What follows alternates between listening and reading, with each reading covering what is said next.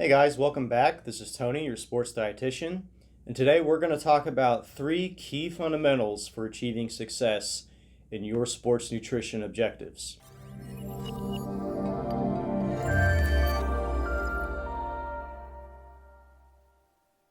So those 3 key fundamentals, pillars, rules, whatever you want to call them, are balance, variety, and moderation. So let's go through each of those, talk a little bit about it so that you can understand and start applying this to your sports nutrition processes. First of all is balance. So the idea of balance is that you're eating things in accordance to how active you are. The other part of balance is that you mix the right sort of healthy, wholesome foods along with things like sweets and treats.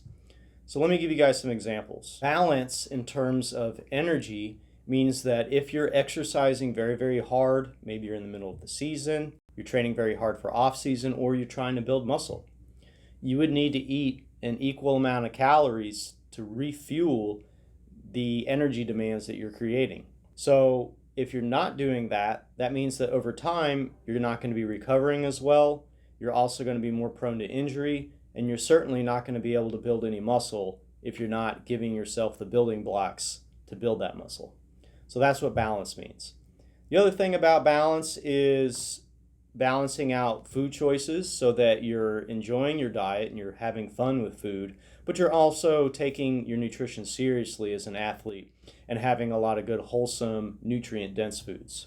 So for example, if you wanted to have something like cream and sugar in your coffee, you might want to have a balanced breakfast by having like a whole grain bagel with some eggs and maybe some fruit with that.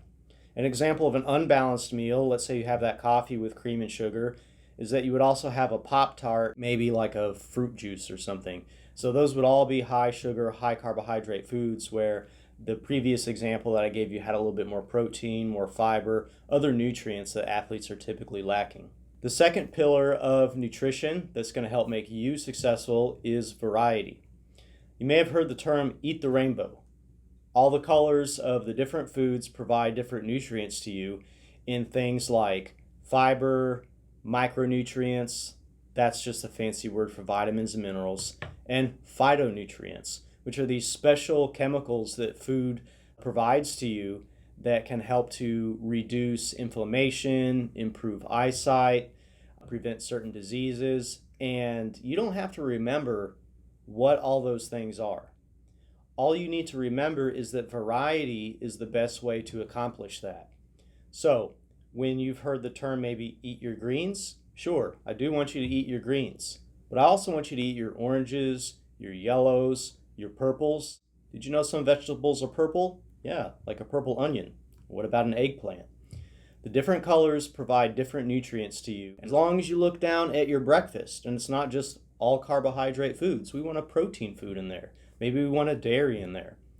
So variety really is your way of achieving success in getting in all the different nutrients to make sure that your body is developing as optimally as it can. So we talked about balance, getting the right sort of energy and the right sort of food choices with our meals. We talked about variety. It may not be the best thing to just eat one single kind of food all the time. Having variety is going to be important. And the third thing is moderation. So moderation just means having a reasonable amount for your goals and a reasonable frequency of that food. So moderation means different things to different people.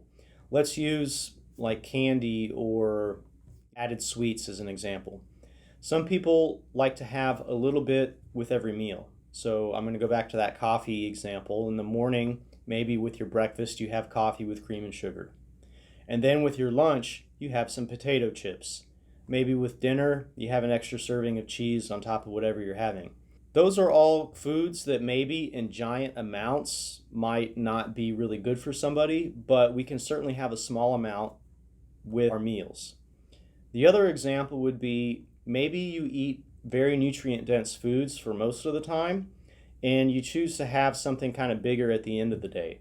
So maybe your breakfast is full of nutrient-dense foods and you're having a salad with your lunch, your protein, complex carbohydrates, everything is locked in. But at the end of the day, you want to have a cupcake or you want to have dessert with your dinner. Great. That's also a form of moderation.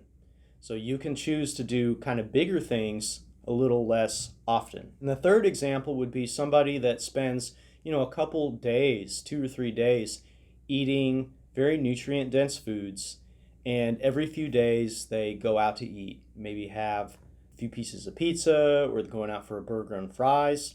That's also a form of moderation. What is not a form of moderation is if you have something every single meal that would be, calorie dense and not nutrient dense, and you also have something at the end of the day, and you're also going out 2 or 3 times a week to eat something that doesn't really have much nutritive value for you. So choose what resonates best with you in terms of moderation. Do you want to have a little something with every meal, something at the end of the day, or just have something bigger but a little less frequently throughout the week? Balance, variety, moderation.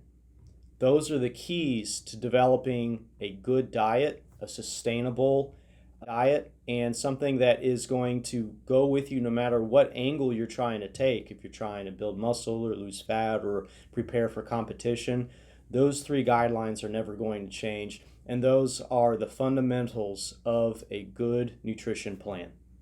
Well, that's it from me today. I'm Tony, your sports nutritionist, and that's balance, variety, and moderation.